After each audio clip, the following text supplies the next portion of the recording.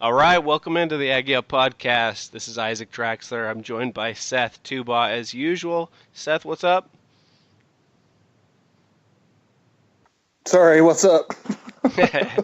Seth, good to have you on here. We're also going to be joined by Ryan Cruz. He covers Colorado State, runs the Scout website for for the Colorado State Scout site, and so he's joining us today, Saturday. Obviously, we're previewing the big matchup between Colorado State and Utah State. It seems like, in my opinion, the winner of that is kind of going to be in the driver's seat of the division. So we don't know a lot about these teams. It's still early in the season, but it'll definitely prove to us, show us who's a contender and who's not to a certain extent. So, Ryan, what's up? Not much. How you guys doing? Good, good to have you. Thanks for joining.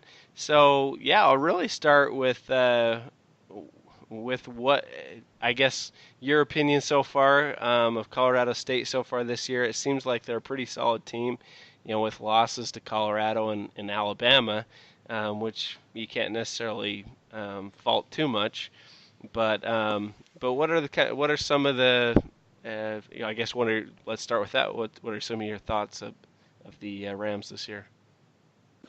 Yeah, so I think going into the season, I think there's there's been high expectations for a lot of the last few years going into the seasons, but I think more than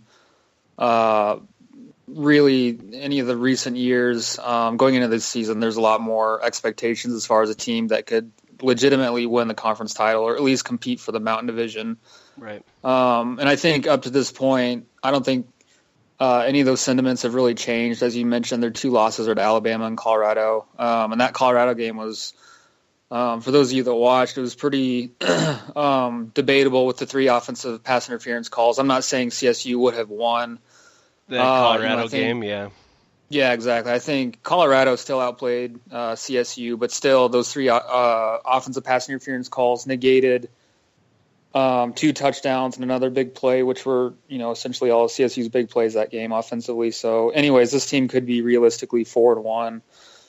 And of course they played pretty well at Alabama minus the first, 8 minutes of the game when they got down 17-0. So, yeah, I mean, it's a team last week that put up a lot of numbers offensively at Hawaii, a team that, Hawaii's a solid team, at least offensively. They're kind of, a little bit inconsistent, but they can put up some numbers offensively. So really CSU dominated that game, and I think, this is a team that can compete for the conference without question. I think, offensively, this is probably the best team in the conference from an offensive point of view. Defensively, Yeah. They're a lot improved from a year ago. I'm not going to sit here and say they're the best in the conference because I don't think that's true at all. But, they don't have like the type of playmakers overall that can really change games, but they are playing a lot better as a unit and they respond better to adversity and things like that.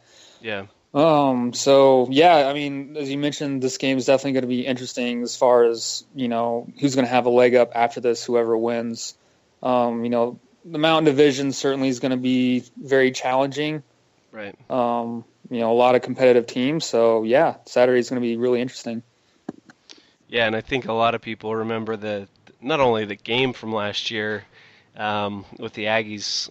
I mean, really, it's hard to argue otherwise. Basically, gave it away and did everything wrong in the second half, and let Colorado State obviously get the win. I mean, that I was at that game, and it's hard to even explain how that was possible. And I think, last year the Colorado State's defensive line, we even talked about it before the game, you and I, about how the defensive line was kind of struggling and everything, and the Aggies should be able to run against that team. How is that looking this year? I guess what's the weakness this year on the defense? You mentioned the offense is pretty solid across the board, but what's the struggles of the defense? Yeah, so I think the defensive line, just starting there, it's a little bit better as far as I think they're deeper. I think they're more experienced. Last year is a pretty young group with A lot of the guys that were playing were either, underclassmen or first-year starters, even if they were, juniors or seniors. This year, a lot of those guys return. But at the same time, I don't think it's a unit it certainly does not dominate either in the run game or getting after the quarterback. I think it's an okay group up front. I think their linebackers are definitely the strength of the defense. Josh Watson in the middle is an all-conference type player. He's the leading tackler for CSU, and he's really stepped up this year as a leader. And really, he had a lot of ability prior, but really didn't make much noise until this season. Really, the home opener against Oregon State, he had an interception, led the team in tackles. And like I said, he still leads the team in tackles. So he's a guy in the middle to look for. Evan Colorito is not a guy. He's on the outside linebacker. He's a guy that's a senior leader. He's very good in the run game, but even though he does play buck outside linebacker, he doesn't rushing the quarterback, ironically, isn't necessarily one of his strengths, although he did get a sack last week against Hawaii. And then the secondary, their cornerbacks are very inexperienced. They have a first-year starter who actually, Anthony Hawkins played receiver last year as a true freshman. He's now starting cornerback. He's been a liability at times. And their other cornerback, Justin Sweet, he's a senior, but he's played safety a lot of his career. So I would certainly say the lack of pass rush and their cornerbacks are definitely the weaknesses of the defense. The safety play is very strong. They have three very capable guys, sound tacklers and playmakers back there. But definitely the cornerbacks are a little bit of a liability, and there's been a lack of a pass rush, which has been definitely a big issue that I think is going to, could bite them in the butt, down the road when they play better teams. Yeah. It's funny you mentioned the safeties because I think a lot of Aggie fans know Jordan Fogle, not only from when he was with the Utes, but even back to junior college. He had a couple teammates at Utah State. It came on a visit to Utah State, and then he got injured, and different things happened or whatever, and then he ended up getting an offer to Utah at the last minute. Didn't come to Utah State, but ended up at Utah, but only for a year, and now he's at Colorado State. So he's kind of got a crazy story, and he's kind of an older guy, but probably is good for Colorado State to add some experience to that secondary too. Yeah, he's definitely one of the leaders back there, and even though he's only been here since, I think it was late summer when he actually arrived, he's already picked up the defense faster than I think most guys that have even been here for, a year or two. So he understands the defense, like the schemes, and he's also, kind of a vocal leader, and he flies around. He's definitely undersized, but you can kind of see that Pac-12 ability for sure. He can definitely fly around and make plays. Yeah. So we'll get into a few interesting stats that I wanted to bring up and different things. But while I've got you, on the line and everything, what do you think are kind of some of the keys to the game? Do you see the Aggies being able to throw the ball, run the ball, or kind of just the general keys? Yeah, no, it'll be interesting. I think historically CSU tends to really struggle against dual threat quarterbacks, release guys that can run for sure. I think, you mentioned last year's game, Utah State, you felt like they kind of threw it away, and it's kind of hard to disagree with the fact that they fell apart there in the second half. And really the last two times CSU's played in Logan, the dual threat quarterback has really eaten them up alive. Right. And I think that's going to be an issue this week. I think they definitely have the ability as far as, the athletic ability from their middle linebackers. If they do have a quarterback spy, I'm not exactly sure what type of game plan they're going to run. If they're going to be a little bit more conservative and do zone, or if they're going to have a spy, or if they're going to be, blitz more. We didn't really see them blitz that much last week, which I think was a bit of a problem. So it'll be interesting. I think they have to eliminate the big run plays from Myers, and from there, I think Utah State they're going to have the ability, if they can run the ball, to really get the play action going, whether it's RPOs or whatever, and throw the ball deep, like I said, against those less experienced cornerbacks. And I should clarify, Justin Sweet, one of the starting cornerbacks, he has a lot of experience, but he's kind of gone back and forth from safety and corner, and he's been somewhat inconsistent. But so yeah, definitely Utah State could have a lot of, or I'm not going to say that CSU is going to eliminate the big play, because that can be kind of an Achilles heel for them. Yeah. I'm expecting a high-scoring game, personally. The more I look at it, and the more I, watch CSU and not only their offense, but their defense and Utah State as well. I'm expecting a high-scoring game. Do you agree, or what are you expecting? Yeah, no, I'm kind of thinking along the same lines. I think, certainly CSU is going to be able to put up some points. They're just so balanced that even when their, running game might get stopped, they can be really creative in the passing game. And of course, Michael Gallup, who I think is the best receiver in the conference, get him going. That opens up the running game. Yeah. And like you said, I mean, Utah State's a very dangerous team. They've put up tons of points. I'll be honest, I haven't really watched them much this year, but just looking at their numbers and just knowing historically, what Matt Wells is able to do, they're certainly, a productive team offensively. So, yeah, I don't disagree. I think it's going to be a pretty high-scoring game. Yeah, last year, I hate to keep bringing it up, but last year the Aggies had so many of those, I call them, those oh crap running plays, that if you're the defense, you're like, there's no guys out there to stop the running back when he's running to the outside or whatever. The Aggies just were getting 10-plus yards on every outside run, it seemed like. So we'll see if either, which team can really start to run the ball and move the ball, because I think they both have big play receivers and some running backs that can break things loose too. So it'll be fun to watch. Seth, why don't you ask a question or say something while I pull up these stats? No, I just think, off subject, I don't know if you guys are watching the baseball game, but Colorado hit back-to-back homers. So I'm trying to withhold my excitement as I chat here. But yeah, I'm definitely watching. No, I'm cheering for the Diamondbacks. You're not supposed to say that. Well, I'm from the Midwest and I'm a Cubs fan, so Yeah, fair enough. But no, I just think, just looking at the two teams, I think Utah State's going to kind of struggle on defense a little bit. I don't think their front seven's got to play a lot better than they did last week. BYU ran the ball. I mean, that's all they could do. There was no passing threat whatsoever from BYU, and they were still getting chunk yardage. Utah State knew it was coming, and they're still getting chunk yardage. So maybe I don't know if it'll be. Maybe it'll be a different game plan, defensive-wise, but I think Utah's front seven on defense, I think that's going to be the key to the game, really. I got really a lot of confidence in their secondary. I mean, that's where Utah State's strengths at on their defense, but they're down linemen and the linebackers, they got to step up this week, or I think it's going to cause them a lot of trouble, a lot of fits. But yeah, with Nick Stevens, what do you think his progression's been like?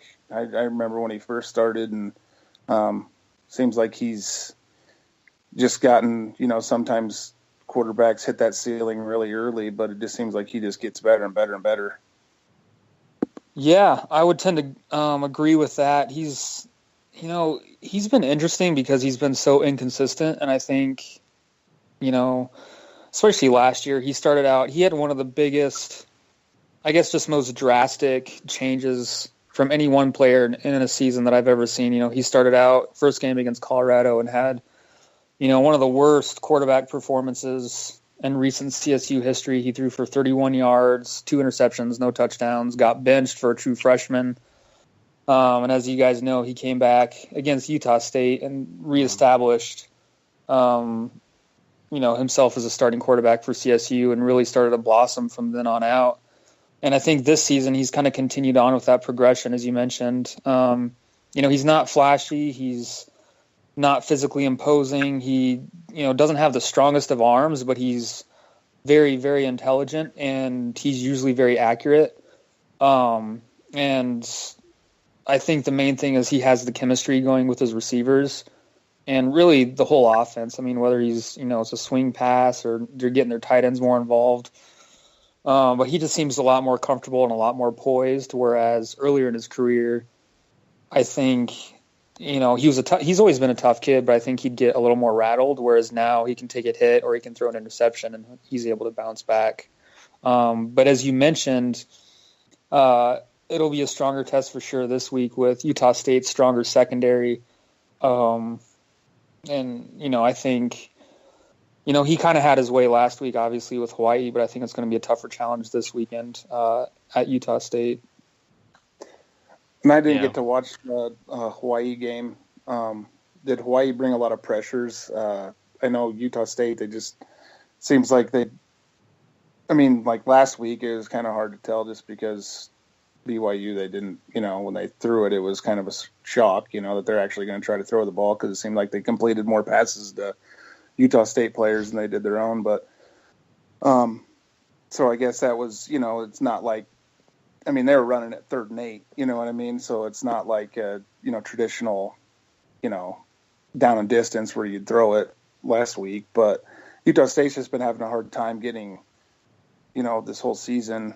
I don't know if it's the competition they've been playing or what, but they just haven't been getting a lot of pressure on the quarterback. I didn't know if, how the offensive line has played this year for Colorado State. I watched a little bit of the Alabama game, but that's about all I've seen. So you can't really get anything out of that. But right, yeah. As far as pressure, surprisingly, Nick Stevens got hit a lot in that Alabama game, but he actually didn't get sacked once, which is pretty wild. Obviously, when you think about Alabama's front seven, granted their top 4, I think outside linebackers were hurt, but as far as last week, I haven't really given it too much thought, but the fact of you bringing it up, I think it almost seemed like most offensive plays, CSU had the perfect play called where when Hawaii did bring pressure, CSU would do, a smoke screen or a bubble screen or something like that to kind of throw them off. It was just like perfectly timed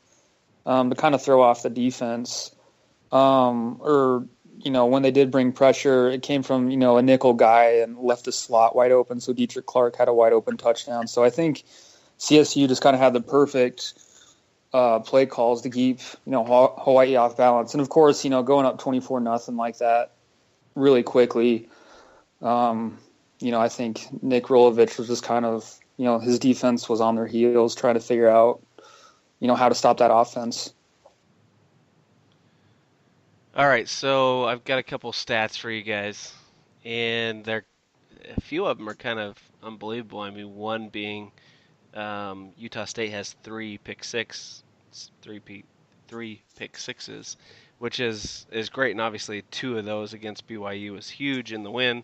And we haven't talked much about the BYU win, but I think it just goes without saying that it was a big win, and Jalen Davis with 2 pick sixes was huge. The offense really didn't play as well. To a certain extent, I can get on board with what Matt Wells was saying as far as when they had to move the ball, the first series and towards the end of the game when they needed to kind of hold on to the ball, they were able to do that, which I guess is a win for the offense. But what's unbelievable about that is the Aggies have thrown 3 pick sixes as well. So Kent Myers at times has had the ability to make negative plays, right? And so just looking at the turnover battle, and I'll get your opinion on this, Ryan, but basically Utah State has 7 interceptions, 9 fumbles recovered for this season, so that's 16 turnovers that they've caused, which is pretty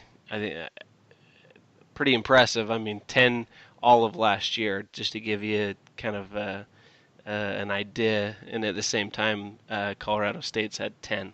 They've had 7 interceptions and 3 fumbles recovered.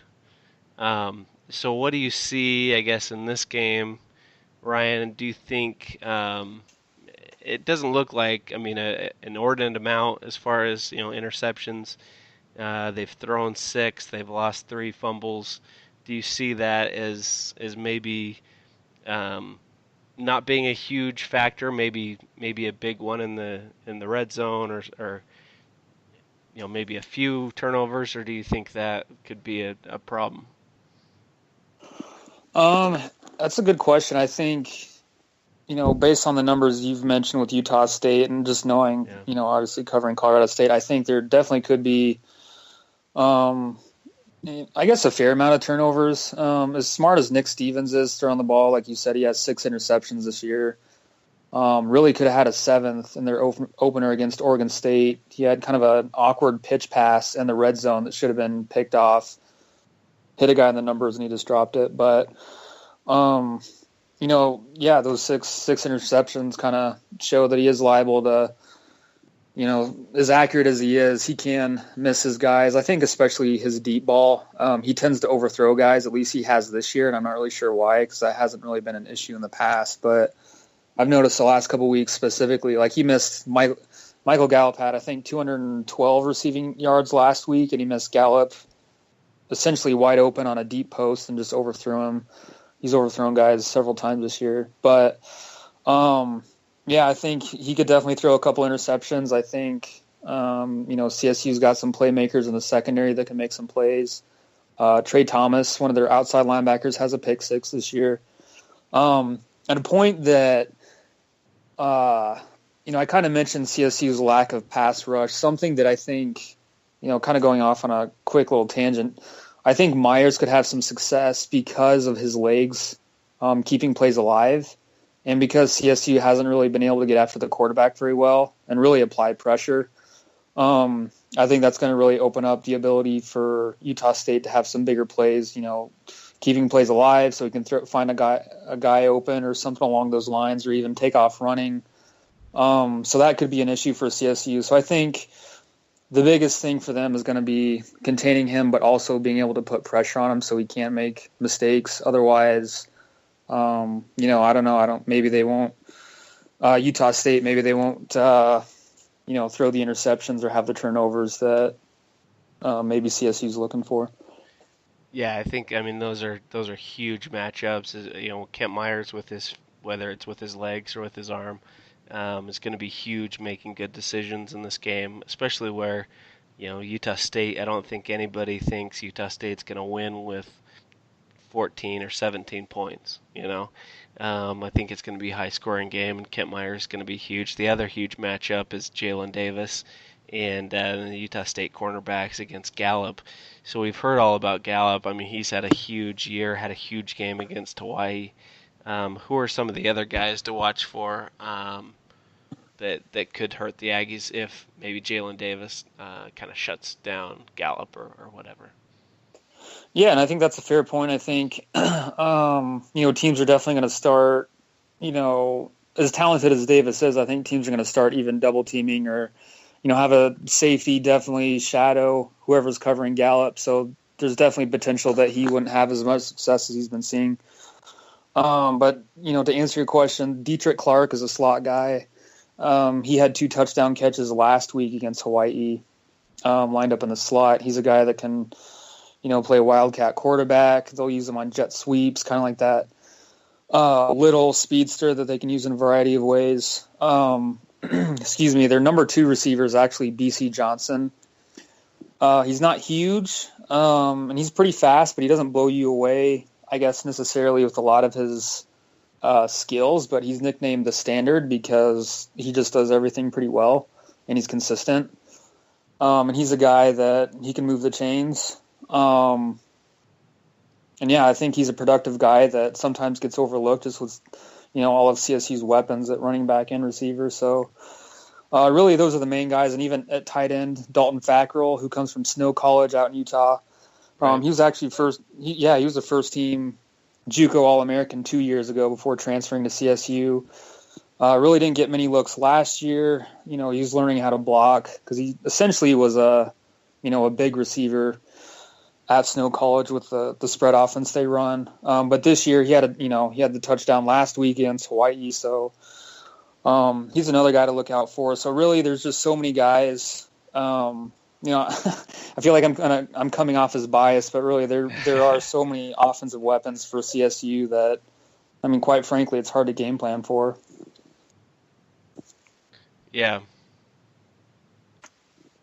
Yeah, that's that'll be something to watch for sure. Let me. Sorry, while I'm pulling up this one, we had a question on Twitter. What I guess what kind of rivalry or what kind of matchup do you think this is? It turning into a rivalry, or what do you think about the Utah State CSU matchup in general? I think that's a cool question. I don't necessarily think, at least from the fans' point of view, at least out here in Fort Collins and Colorado, I don't really think they see it as a rivalry at all because, they have three big rivals out here, and that's obviously Colorado, Air Force, and Wyoming. And so, I mean, they already have three. I think if you look at, the actual game since really 2001 when CSU had that overtime win, it's kind of been back and forth, so it's kind of got the makings of a potential rivalry, the proximity and all that. So I think the potential's there, but as far as the way fans look at it, at least out here, I don't really think they necessarily view it as a rivalry. I don't know. What do you guys think about that? Yeah, I mean it's not the number one rivalry, not the number two rivalry even or three, but I think it's kind of a rivalry game. I mean, I just think back. I've been to. This will be my fifth or sixth straight CSU game. I've either gone to Fort Collins or Logan every year for quite a while, and I think back. I mean, those games were big games. I think CSU's won 2 in a row at Fort Collins, right? And then and then Utah State's won the last two there. Won the last two at their home. So it's kind of been a home teams won the game, and it's been a pretty big game each year. So it'll be interesting to see. I think last year was one of those games that I think was a big disappointment for fans, but this year at home, it'll be interesting to see what happens. So, and like you said, it's probably about the same. I think it's a really good conference matchup. I don't know if that means it's a rivalry or not, but I mean everyone in your division. Boise State's a rivalry / a huge conference game. I think Colorado State's been a huge conference game every year, and Wyoming's been a huge conference game for Utah State. So, and it's turning into a rivalry with going back and forth, and they've got the Bridgers battle and the gun and all that kind of stuff. So, and that's why Utah State, and I'm sure Colorado State to a certain extent, even though they might think they would rather be in the Big 12. That's one of the benefits of having the Mountain West, right? Being in the Mountain West is Colorado State and Wyoming and Utah State and Boise State and Air Force and New Mexico, and those teams are just it just makes sense to play, right? So that's, I guess, one of the benefits of having divisions and being in the Mountain West is what I would say. So, yeah. What about if it does? We've got a question from Daniel Olson on Twitter. He says, "Can Utah State win a Mountain West Conference game if it's like a one-possession close game in the fourth quarter?" And I guess the same maybe question as to you, Ryan, is what do you think Colorado State? I mean, they have kind of I guess both teams have pretty experienced quarterbacks and decent defenses. So, what do you think? Yeah, I mean, is he asking could Utah State drive down and have a game-winning drive sort of thing? Kind of? Do you think both teams are capable of pulling out a win at the end, or do you think kind of one team has the has the advantage, in that situation. Yeah, I mean, I think both teams are definitely talented enough, and I'm not going to sit here and say I think Colorado State's going to blow out Utah State, because I think that's not true, especially being on the road. I think it's going to be a huge challenge. Any honestly, any Mountain Division game is going to be huge, and I think even the Air Forces and New Mexicos of the world are going to be challenges. So yeah, I think Myers is very capable, like I said, mainly because he's able to extend plays. I mean, whether he runs for a good chunk of yards, whether it's 5 or 6 yards, or whether they have a 4 wideout set at a shotgun, he's able to keep the play alive with his feet. I think, yeah, he's very. I think he can make some big plays that way. So, and I've kind of already shared what I think about the CSU offense. I think they're just so well balanced. And I really didn't share that, their run game. What Bobo did last week was really establish a power run game by running 22 personnel and having 3 tight end sets for most of the first quarter, which, CSU drove the ball down the field really at will.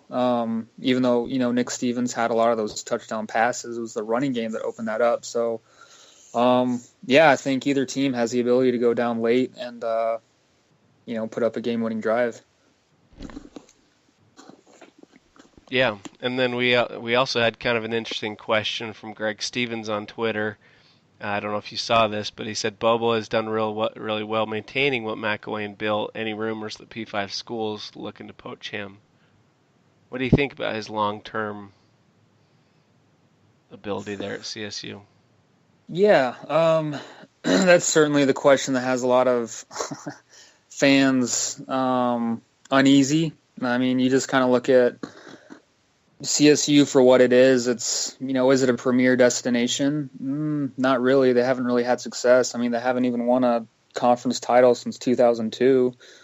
Yeah, McElwain went 10-3, and he was able to get that Florida job. But even that was kind of a perfect storm, just because he found one SEC athletic director, Jeremy Foley, who fell in love with him, knew about him from his days at Alabama, and said, "Hey, I want you," and targeted him from the get-go. And the stars kind of aligned, if you will, for him to get that job. You look at Mike Bobo, who spent, he grew up in Georgia, was a prep all-state quarterback, went to UGA, started at UGA, immediately was a grad assistant at Georgia. He spent, literally his whole life in the state of Georgia, with the exception of 1 year as an assistant coach at Jacksonville State. Then he went back to Georgia. And so really these 3 years in Fort Collins outside Jacksonville State have been the only times these are the 3 years he's been outside of the South. And you look at the staff he brought with him, Will Friend played at Alabama, coached offensive line at Georgia. Ronnie Letson played at Ole Miss, coached at Georgia. Joe Cox played quarterback at Georgia. I mean, you look at the connections. Brian Applewhite coached at Louisiana Monroe. I mean, all these guys are from the South, and you kind of connect the dots and you wonder, well, how much longer will Bobo be here, provided, he does see success, potentially win a conference title. Would he book it? Who knows? You'd kind of think from a practical point of view, like, why would he take this job at Colorado State? Well, with the new stadium, the success McElwain had, maybe he thought he could win here, within a few years, and then get, maybe Tennessee job opens up, or if you take Ole Miss, and maybe that's a bit far-fetched. I don't know. I know he's very well liked down in the South, and he's certainly a name that within coaching circles, within, boosters, fan support, you talk to most Georgia fans, they love Mike Bobo. So I don't think it's certainly out of the question. Now, all that being said, I do know Bobo's saying all the right things as far as he loves it out here. I know his wife and family love Fort Collins. Of course they're going to say that publicly. But I think there's a genuine, love, because I know for sure that I think his family and certainly his wife was uneasy, leaving Georgia for the first time coming here. But Certainly CSU's got to win first. I think let's not put the wagon before the horse and assume CSU is going to be doing all these things. I think, they could certainly win the conference this year, but, for this conversation to even happen, I think, CSU's got to potentially win the conference for him to even be considered for some of these bigger jobs. Yeah. Yeah, I think that's definitely fair. I mean, I don't think it's something that we'd, somebody asked on Twitter. I don't think that's, that's a little ways down the road. But I think, you're right. Eventually, if he keeps winning, I think eventually some SEC or ACC team is probably gonna, if not just interview him, but hire him. So we'll see.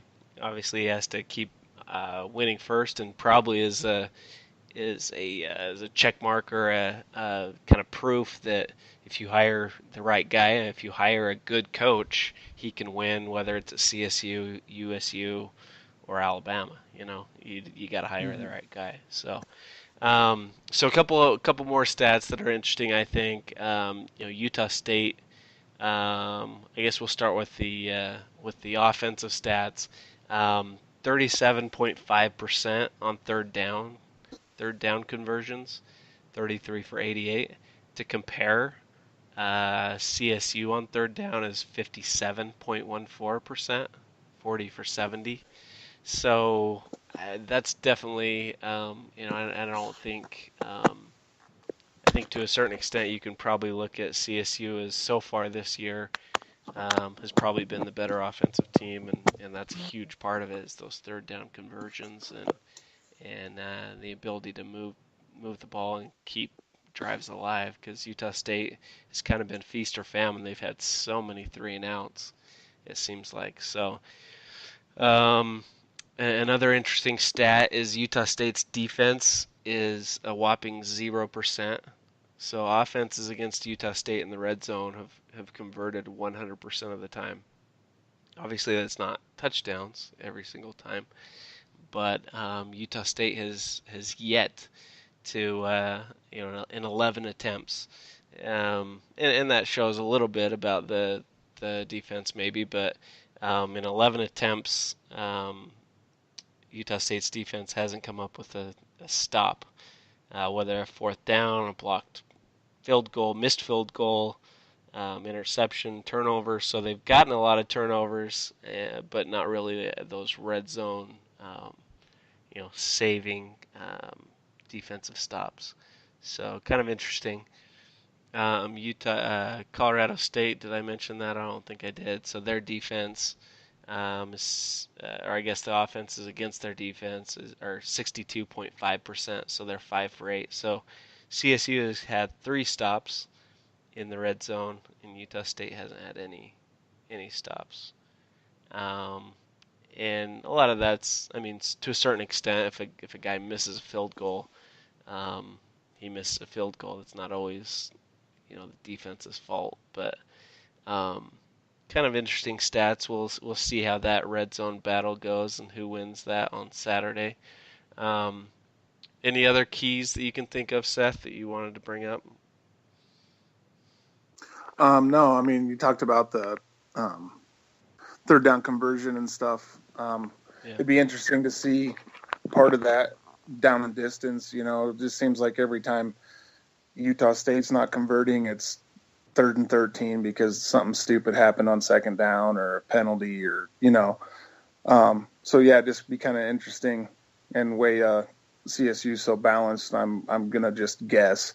I have no idea that their third down, yards to go is probably much less than what Utah State's has been, just because Utah State's, put themselves in that position. Right. Yeah, they've definitely had some shorter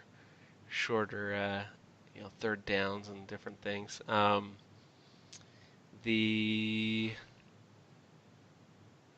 Let's see. Yeah, it's interesting. I mean, they obviously have a really high percentage of conversions against Hawaii.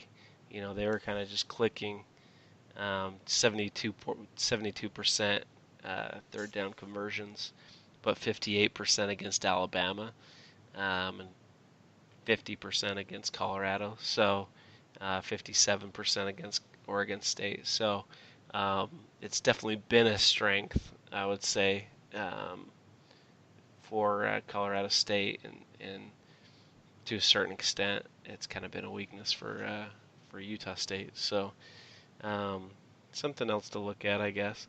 Let's see. What else were we gonna look at here? I think. Oh, before we forget, we've only got a few minutes left. So before we forget, let's talk a little bit about Utah State's few injuries for Utah State. They've had a couple injuries in the running back core. Lawan Hunt is fine, but behind him, they've had two guys go out with Tony Lindsay that had a huge game last year. He's out for the season, and they was that last game? That was last game that um, El Toro Allen went down, right, Seth? Yeah, that's correct. So El Toro Allen got injured. I'm not expecting to see him. Maybe he will. I guess we can watch that as well. Not really. We don't get any good information on that from the coaching staff. They stay away from those unless it's season ending. Probably the biggest injury though is the right tackle, Sean Taylor. He left the game against BYU and was on crutches, so I'm not expecting to see him. We'll probably see Brooksby or somebody else, so that'll hurt the offensive line as well. So some little things like that probably hurt Utah State a little bit. Playing at home I think will be a big benefit. The Aggies play better at home, and they seem to kind of get some of those turnovers and some of those big plays at home a little bit more. They kind of come out to play. Against Wake Forest, the Aggies really didn't come to play at all in that game and got trounced, to start the game, and didn't recover against BYU. Utah State was down by 2 touchdowns, but partly I think because they were at home, had the crowd and everything, they bounced back and they were able to come back and win the game. So that's something I'm always watching for. I think until we see it consistently. I mean, the Aggies have kind of been on a little bit of a struggle as far as getting down to teams or on the road, coming out to play.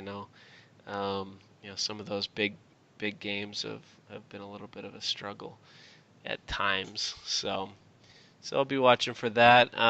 Anything else, Ryan, that you're watching for? Do you have anything else to add?